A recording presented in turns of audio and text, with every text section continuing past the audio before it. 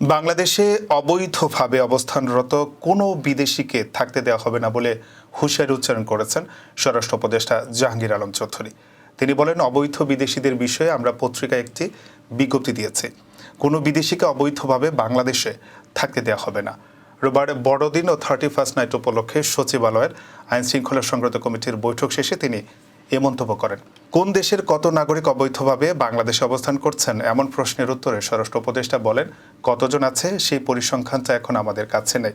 এটা যদি থাকতো তবে আমি বলে দিতাম এতজন আছে। অনেক দেশেরই আছে, আমি কোনো দেশের নাম উল্লেখ করতে চাচ্ছি না, তবে কোনো দেশেরই অবৈধ নাগরিকদের আমরা বাংলাদেশে থাকতে দিব না।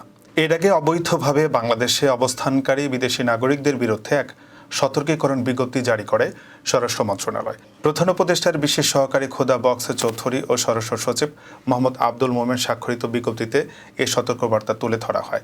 এতে বলা হয়েছে, বিভিন্ন সূত্রে অভিযোগ পাওয়া যাচ্ছে যে অনেক ভিনদেশি নাগরিক অবৈধভাবে বাংলাদেশে অবস্থান করছেন এবং অবৈধভাবে বিভিন্ন প্রতিষ্ঠানে কর্মরত রয়েছেন।